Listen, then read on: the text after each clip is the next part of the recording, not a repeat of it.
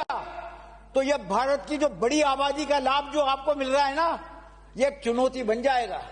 धारीवाल साहब, एक युवक को छोड़ के भारत सरकार ने सबको काम दे दिया, एक को छोड़ा है बस।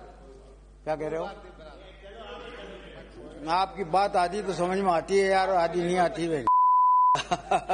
आपके आ गई ना समझ में। विधानसभा का बजट सत्र और एक बार फिर चर्चा में है अपने बयानों के लिए मशहूर कांग्रेस के दिग्गज नेता शांति धारीवाल। सदन में बहस तो राज्यपाल के अभिभाषण पर हो रही थी, लेकिन माहौल तब गर्मा गया जब धारीवाल ने मर्यादा की लक्ष्मण रेखा लांघ दी। एक ऐसा शब्द निकला जिसने सत्ता पक्ष के तेवर लाल कर दिया और सदन बन गया अखाड़ा। आखिर क्या कह गए धारीवाल और क्यों फिर याद आया मर्दों का प्रदेश वाला बयान, चलिए जानते हैं। सदन की कार्यवाही चल रही थी। आसन पर सभापति संदीप शर्मा विराजमान थे। धारीवाल अपनी चिर परिचित शैली में सरकार को घेर रहे थे। मुद्दा था आरटी यानी कि शिक्षा का अधिकार। धारीवाल ने तंज कसा कि पूरा सत्र निकल गया, लेकिन गरीब बच्चों के एडमिशन का अता पता नहीं है।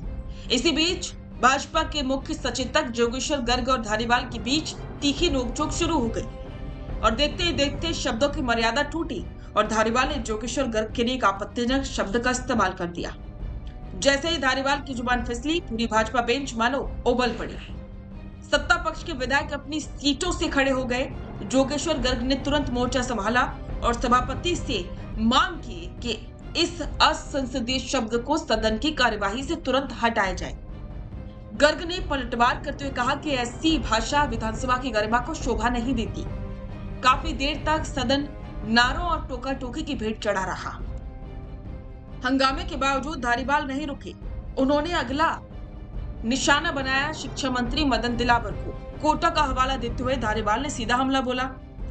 हाईटेक सिटी सिर्फ कागजों पर है, जमीन पर बड़ा घोटाला हुआ है। उन्होंने महात्मा गांधी और अंग्रेजी माध्यम स्कूलों का नाम बदलवाने पर भी आपत्ति जताई और कहा कि स्कूलों के बोर्ड बदल सकते हो, लेकिन जनता के दिल से गांधी का नाम नहीं मिटा सकते।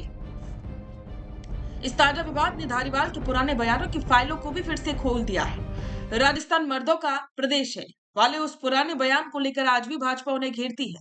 धारीवाल ने सिर्फ शिक्षा ही नहीं बल्कि स्किल सेंटर्स और सीएजी की रिपोर्ट पर भी सरकार को कटघरे में खड़ा किया। उन्होंने आरोप लगाया कि भाजपा ने स्किल सेंटर अपने कार्यकर्ताओं में रेवड़ियों की तरह बांट दी। यहां तक कि उन्होंने पूर्ववर्ती कांग्रेस सरकार के कफन व्यवस्था और 2,500 की सहायता का जिक्र करके सरकार को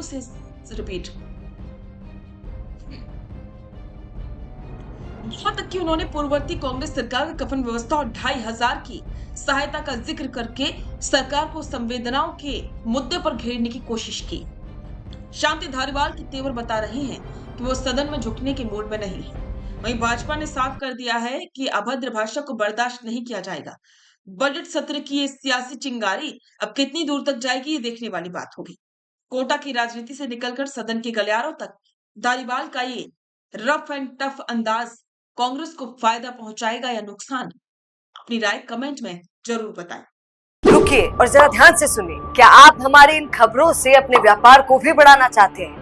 तो आप भी खबरों के दौरान इस तरह के एलिमेंट्स पर अपना विज्ञापन दे सकते हैं, या फिर ऐसे खबर के 1 मिनट बाद अपना पूरा विज्ञापन डलवाएं, जो कि 8 लाख से ज्यादा सब्सक्राइबर्स और फॉलोअर्स वाले द फैक्ट इंडिया चैनल्स और पेजेस से राजस्थान के कोने कोने में पहुंचेगा और इससे आपका व्यापार, ब्रांड सब कुछ बढ़ेगा।